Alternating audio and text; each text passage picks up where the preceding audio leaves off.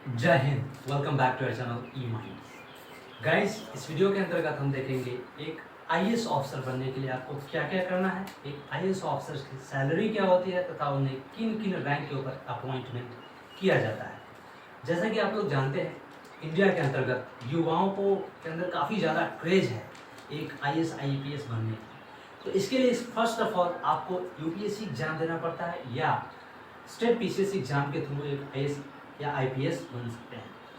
सबसे पहले आपको यूपीएससी एग्जाम क्लियर करना पड़ेगा। उसके बाद आपकी ट्रेनिंग 2 साल की ट्रेनिंग लब्बासना मसूरी के अंतर्गत कराई जाएगी। उसके उपरांत आप एक आईएएस ऑफिसर बन पाते हैं। गाइस, यदि बात करें रेस्पॉन्सिबिलिटीज़ की, तो एक आईएएस ऑफिसर की सबसे पहले रेस्पॉन्सिबिलिटी मतलब सबसे पहले उन्हें सब डिविजनल रैंक पे अपॉइंट किया जाता है। उसके उपरांत आप डिस्ट्रिक्ट के लेवल में, उसके बाद स्टेट लेवल में और तब पूरे देश को संभालने की जिम्मेदारी भी एक आईएएस ऑफिसर को दी जाती है। साथ ही इनको बहुत एक आकर्षक सैलरी भी प्रोवाइड कराई जाती है।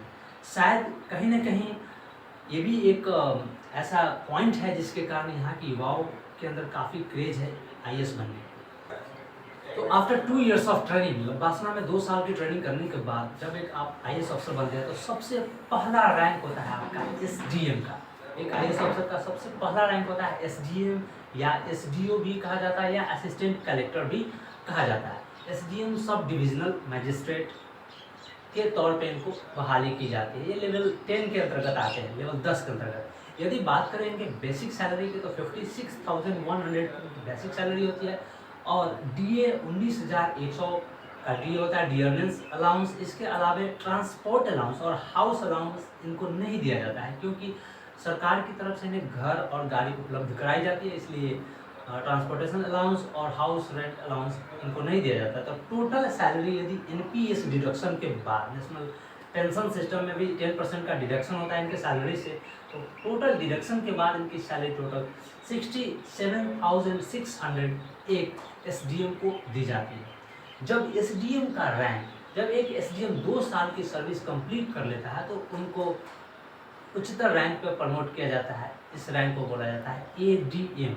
एडीएम या डीडीसी भी बोला जाता है या एडिशनल कलेक्टर के नाम से भी बुलाया जाता है। ADM is additional district magistrate या डीडीसी डिप्यूटी डेवलपमेंट कलेक्टर के तौर पे भी इन्हें अपॉइंट किया जाता है और ये लेवल 11 के अंतर्गत आते हैं। यदि बात करें इनकी बेसिक सैलरी की तो 67,700 इनकी बेसिक सैलरी होती है। साथ में डीए डियरनेंस अलाउंस 23,000 की दी जाती है और टोटल एमपीएस डिडक्शन के बाद यदि बात करें 81,600 की सैलरी इन हैंड एक एडीएम या डीडीसी को दिया जाता है।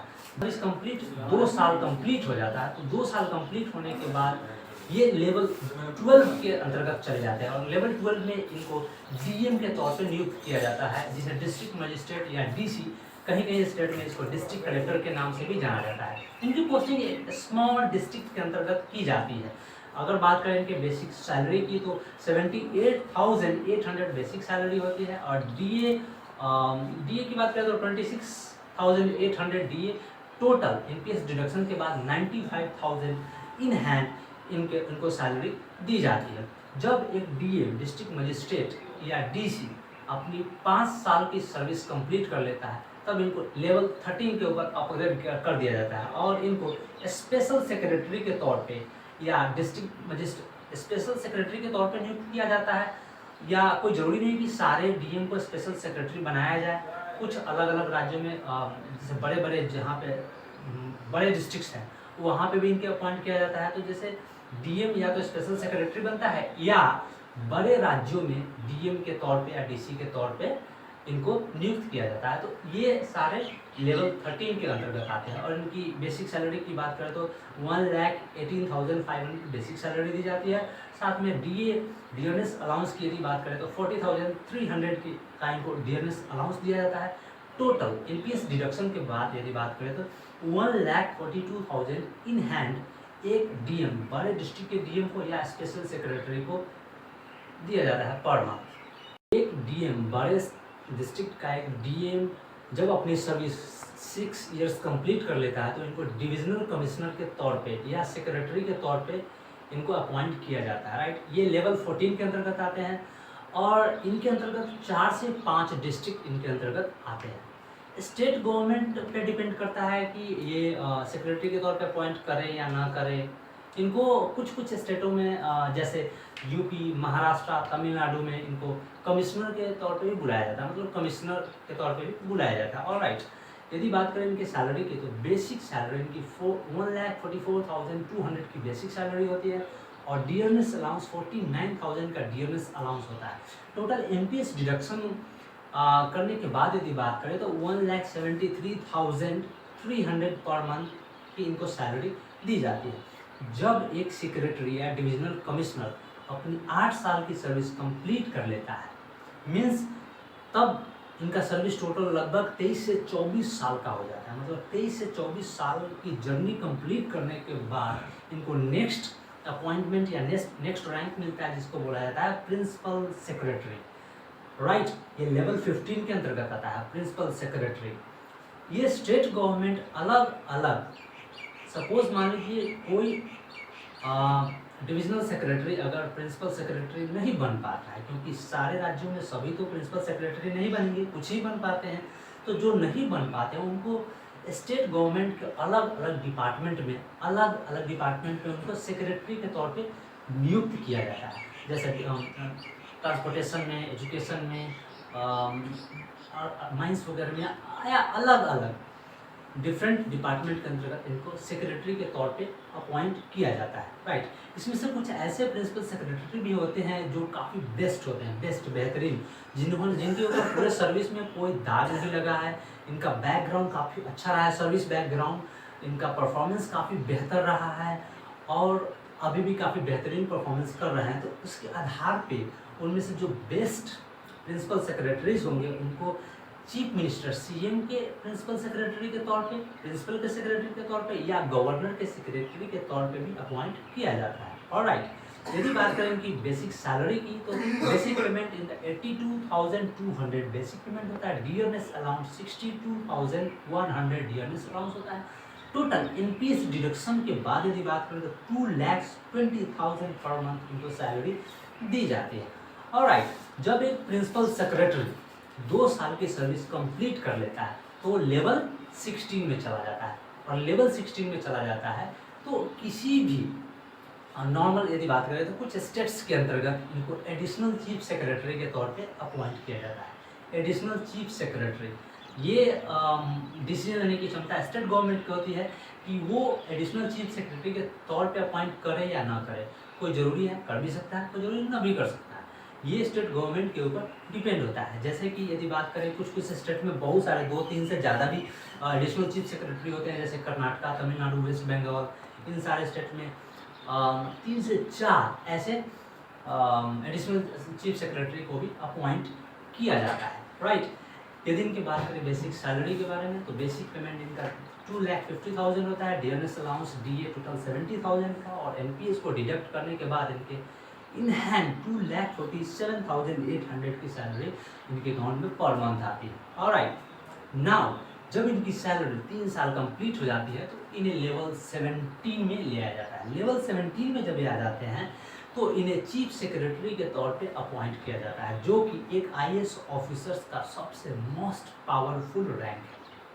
सबसे ज़्यादा पावरफुल रैंक की बात करें तो एक आईएएस ऑफिसर कहाँ तक पहुँच पाता है? चीफ सेक्रेटरी तक, और ऑलमोस्ट 95% जो आईएएस अफसर है वो चीफ सेक्रेटरी तक जाते जाते रिटायर्ड हो जाते हैं, क्योंकि अमूमन देखा गया है कि यदि 27 ईयर्स के बाद कोई एक आईएएस अफसर बनता है तो वो ज़्यादा से ज़्यादा चीफ सेक्रेटरी तक जा पाता है, उससे ज़्यादा नहीं जा पाता है। उससे अगर आगे जाना है तो वो 25 साल से 27 साल से पहले अगर वो आईएएस अफसर बन चुका है तो उनमें से कुछ एक ही है जो चीफ सेक्रेटरी के ऊपर जा पाते हैं। तो यदि बात करें लेवल 17 के चीफ सेक्रेटरी की बेसिक सैलरी के बारे में तो उनका बेसिक पेमेंट 2,25,000 का होता है, डियरनेस अलाउंस 76,000 का होता है। टोटल एनपीएस डिडक्शन के बाद यदि बात करें तो 2,71,000 की सैलरी पर मंथ इनके अकाउंट में आती है। ऑलराइट, उसके बाद यदि बात करें 2 साल की सर्विस कंप्लीट कर लेता है जब एक चीफ सेक्रेटरी, तो इनको 17, ये जो नेक्स्ट अपॉइंटमेंट है वो भी 17 लेवल के ही अंतर्गत आता है, जो कि सेंट्रल गवर्नमेंट के अंदर में जब एक चीफ सेक्रेटरी 2 साल की सर्विस कंप्लीट कर लेता है तो इन्हें सेंट्रल डिपुटेशन पे भेज दिया जाता है। सेंट्रल डिपुटेशन पे भेज देता है। इन सेंट्रल गवर्नमेंट के अंतर्गत बहुत सारे अलग अलग डिफरेंट मिनिस्ट्रीज है, उनके अंदर उनको सेक्रेटरी के तौर पे अपॉइंट किया जाता है। For example finance secretary, defence secretary, अलग अलग टेलीकम्युनिकेशन सेक्रेटरी, ऐसे अलग अलग सेक्रेटरी अलग अलग डिपार्टमेंट में सेक्रेटरी के तौर पे अपॉइंट किया जाता है। लेकिन उनकी पेमेंट क्या होगी? सेम होगी, क्योंकि वो भी लेवल 17 के अंतर्गत ही आते हैं। जब एक सेक्रेटरी सेंट्रल गवर्नमेंट में 3 साल से 4 साल का एक्सपीरियंस गेन कर लेता है, तब इनको टॉप मोस्ट अपॉइंटमेंट, एक आईएएस ऑफिसर का top most appointment cabinet ministry के तौर पे अपॉइंट किया जाता है। राइट, मतलब आईएएस ऑफिसर जहाँ से स्टार्ट होता है एसडीएम से बनना, तो लास्ट टॉप कहाँ पे? एक कैबिनेट मिनिस्टर, जो कि पूरे देश को देखभाल करने की, पूरे देश को संभालने की रिस्पॉन्सिबिलिटी उनके ऊपर होती है।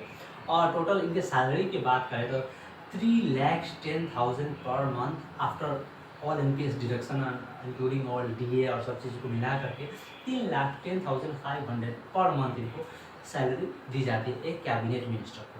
तो जैसा कि आपने देखा, एक आईएएस ऑफिसर एसडीएम एक सब डिविजनल लेवल से स्टार्ट करता है कंट्रोल करना, उनके ऊपर रिस्पॉन्सिबिलिटी, तो वहाँ से कैसे कैसे एक एक स्टेप वाइज चढ़ते चढ़ते state level, district level, state level, और लास्ट में एक देश को भी संभालने की जिम्मेदारी होती है। तो कितनी बड़ी रिस्पॉन्सिबिलिटी एक आईएएस ऑफिसर्स को दी जाती है।